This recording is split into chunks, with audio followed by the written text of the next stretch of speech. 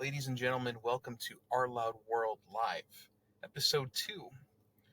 Got another current topic going on for you guys. A sad one. This one pertains to what I'm sure is the childhood of many of us, and maybe not even childhood, but like teenhood, adulthood, the large music store Sam Ash. Closing down after the big 100 years. And this one's sad. I'll tell you why it's sad. There's a few reasons. One, it further continues to prove right the thought of, yeah, brick and mortar, that's going the way of the dodo. And it's sad that we're losing great establishments, great hangouts too. Because just like other stores that have fallen off the face of the earth that we have all enjoyed, like Blockbuster and Borders, they're more than just stores. They felt kind of like hangouts. You kind of hang out at Sam Ash, uh, and it didn't need to be Sam Ash for you, the listener. Maybe it could have been Guitar Center. Hell, maybe you're lucky enough to live in Chicago where you got Chicago Music Exchange, or maybe you live up north and you got Sweetwater Guitars. Either way, music and instrument stores are hangouts for a lot of us. Uh, Maybe if you're like me, that's where you got your first instrument. I got my very first guitar, a surf green Squire Strat, for like 200, I'm gonna say 200 to 250 bucks. This had to have been in like 2018. And you would you'd go to the store and you were inundated with people, of course, playing all the silly riffs that we all know. Your Smells Like Teen Spirit, your Sweet Child of Mine, everything, you name it. But it's got to be somewhere. We all got to have these communal experiences, and a store like this going away is robbing people of having that communal experience in the future of like, hey, I picked up my first guitar. It's kind of a piece of shit, and it was missing several knobs and things, but I got it for a crazy deal for like, now a crazy deal is like $300. Take it home and I'm gonna learn.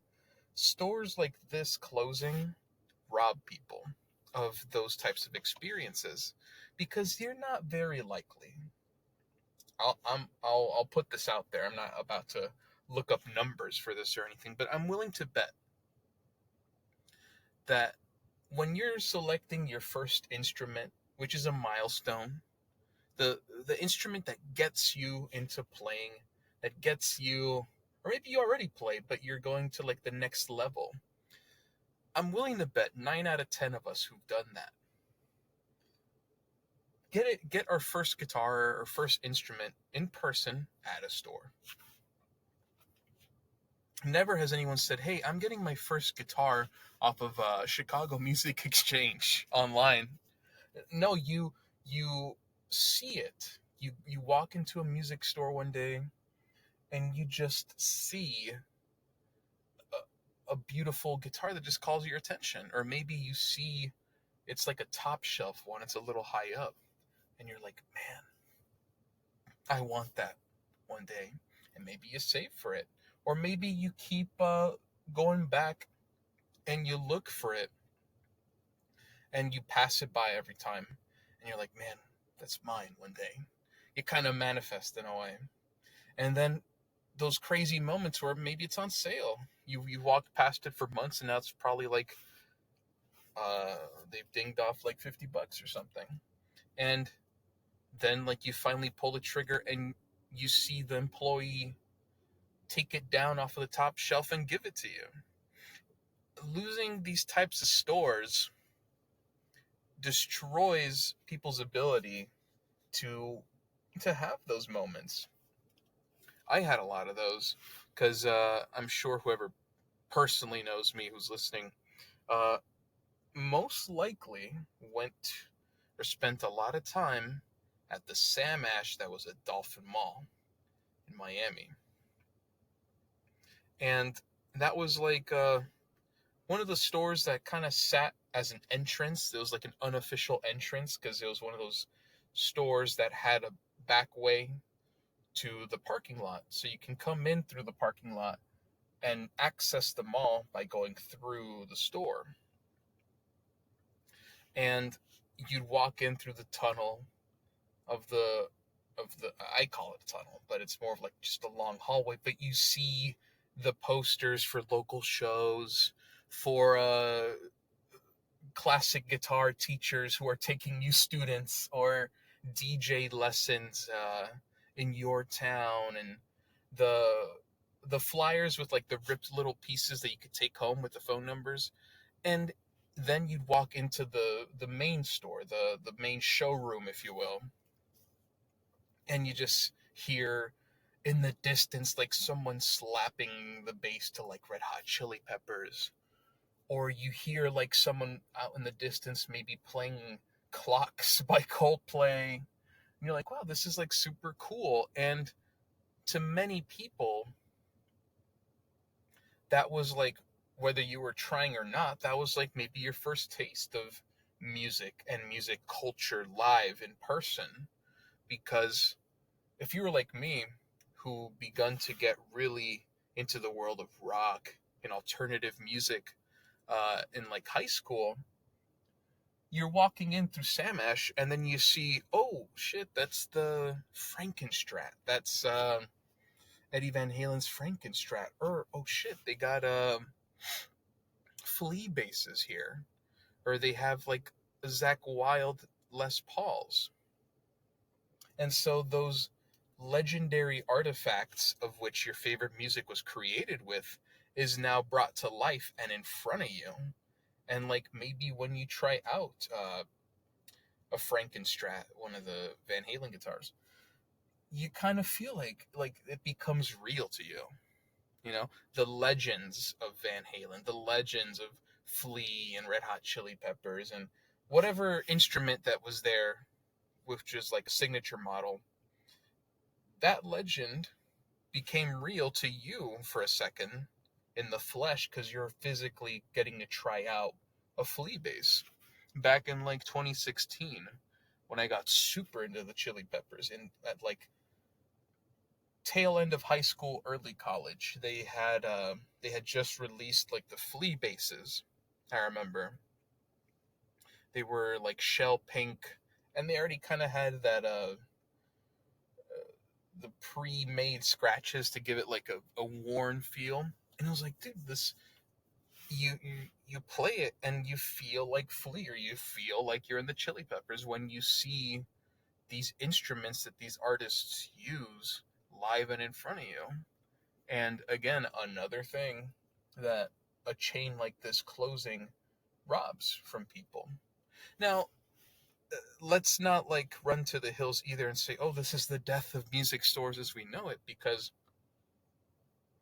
one may fall, like Sam Ash, yes, that's near and dear to my heart on a personal level. But in its place, Chicago Music Exchange, man, that is for like, that caters not only to the just people looking for instruments online, but it caters to like collectors, you know, because one thing that I will say in this in 2024, if you want eyeballs, if you want clicks, if you want people going to your business, you kind of gotta set yourself apart, you know. Stores like Chicago Music Exchange that I'm talking about now, they have everything that Sam Ash had, but like tenfold. You know, like Chicago Music Exchange gets exclusive colors, exclusive finishes. Um, Reverb, while not necessarily a store per se, more like an online marketplace for instruments. Like why go to the store and find a Strat there for like, let's say, $850, A Fender Mexican Strat for 850, when for like $100 less, you saw one on Reverb, or maybe even $200 less. You know, and the argument that I've heard my friends say is, well, when it comes to instruments, you'd rather try them out in person. Yes, of course, I agree with that. But in this day and age, in 2024, where money is kind of something you kind of gotta hold very close to you, I'm afraid. Sometimes you kind of want to forego the whole trying out in person because you gotta save money. And just some of these other online retailers, they do that, man. Like $50 does go a long way. $100 goes an incredibly long way these days. Even Sweetwater have some pretty sweet deals.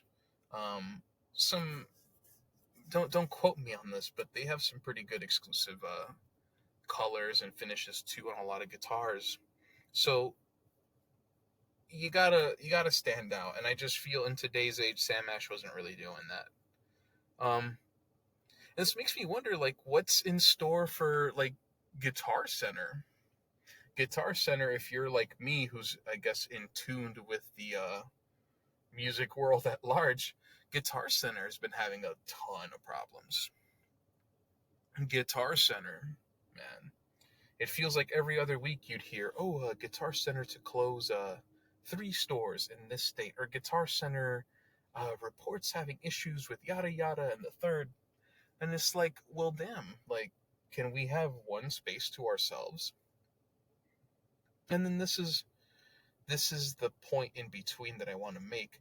As these institutions kind of fall, brick and mortar stores, others rise in their place.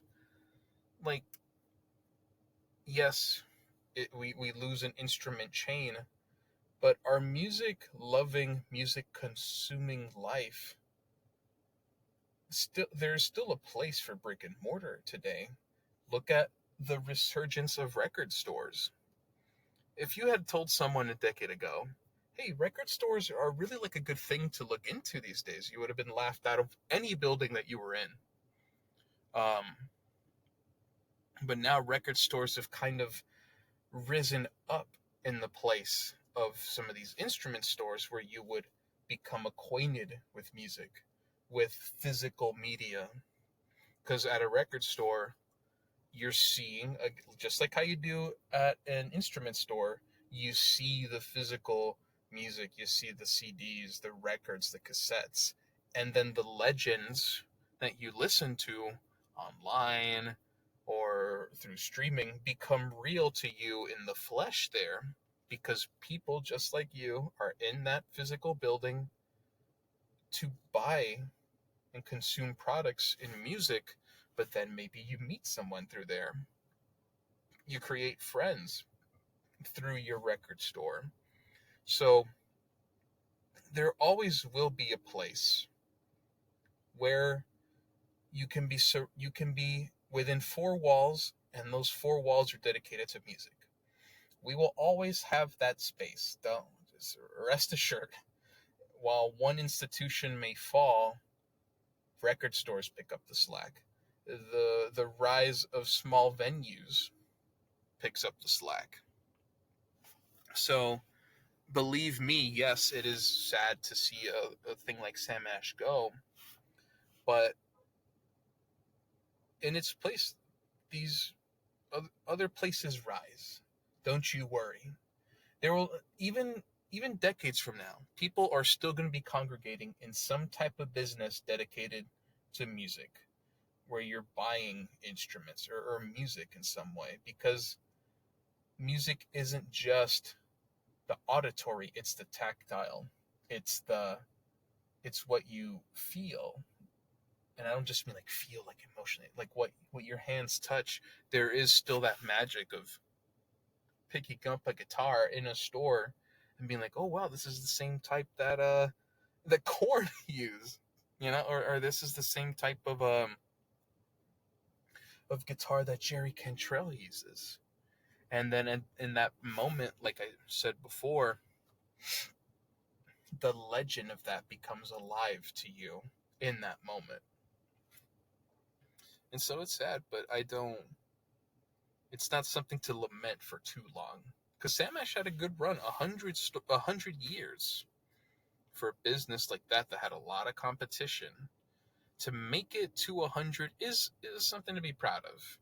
Now, I'm sure they wish they could have been around for 101 years or 102 years and so on and so forth. But, I mean, to have made an impact on musicians and music lovers alike for that long is to be celebrated. So while they're about to be gone, their impact lives.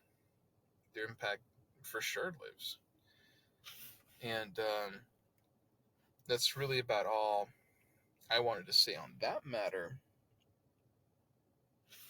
Uh, just tune in soon. I got something else coming up for you guys. I just wanted to talk about this subject for now. Sad, but again, there's a lot more good to come from this too if you really keep your eyes peeled and you have your pulse on the music world at large. When something like this falls, way more people and businesses are going to come and pick up that slack. Episode 2 of Our Loud World, a short one. This is kind of all I really wanted to fire out into the world today. Tune in soon. I got more coming up for you. All right. Good night.